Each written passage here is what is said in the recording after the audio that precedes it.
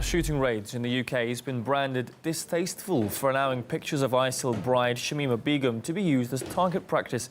The teenager earned notoriety after an interview in which she showed no remorse or regret about fleeing to join the terrorist group in Syria. One of her images, used at the range, covered in bullet holes, has been widely shared online. Reactions have been mixed. In a society where hate and violence against Muslims, particularly Muslim women, is most prevalent and on the rise, it's deeply concerning that people requested an image of a real person as a shooting target. It's clearly wrong to use photos of people as targets in a shooting game. They should stop. Why are you so worried about a traitor? They're just playing a game with her poster. Her ISIS friends tossed real human heads of beheaded victims like a football, and she wasn't fazed. Remember that. Now, Shamima Begum was born in Britain, but she took her sister's passport and fled to Syria to join ISIL when she was 15. She now says she'd like to return to the UK. Britain's moved to revoke her citizenship, though. Here's why the shooting range, according to them, chose to add Begum's image to their roster. The targets provide some fantastic reactions and conversations and allow people to have some light-hearted fun and bring out the inner child in us all. The targets we provide do not necessarily always reflect our personal opinions. After watching footage of Shamima Begum being interviewed and the lack of remorse and empathy she shows, we chose to go ahead and run the targets.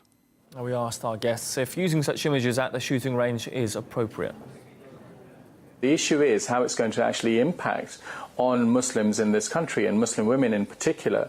And the fact that we need to recognise that she, whether we like it or not, because she is a Muslim woman, she is going to inevitably represent something that the people who are going into the shooting range, people who are seeing this as something that is going to be targeting Muslim women. Hang on a second. What is more racist? What is more offensive to Muslim women? The fact that Shamima Begum's picture was at a shooting range that almost nobody's going to go to, or the fact that somebody is appearing on international television to say that Shamima Begum is a representative of Muslim women in Britain? That is not what I said. That is a characterization of what I've actually said. It's precisely what you said.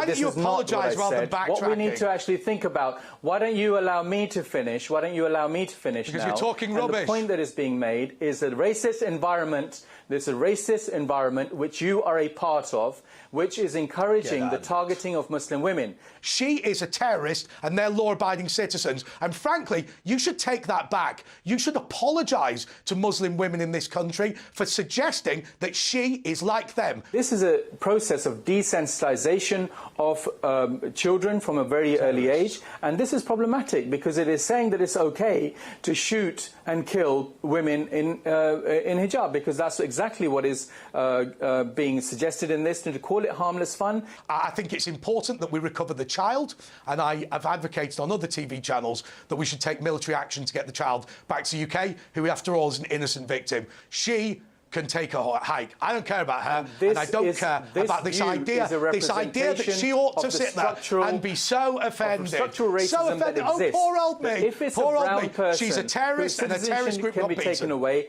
That would be taken away, but for a white person, that would not be an option. That their citizenship would be taken away. It is an option. That's the thing that we need to recognise, that there's a structural bias and racism that exists through everything that you are actually saying in terms of what you're proposing. Defending Shamima I would say to you that bring her back and try her. And that's the issue. There is an environment of hate that exists. I think what we have to think of, first of all, who are the real victims here?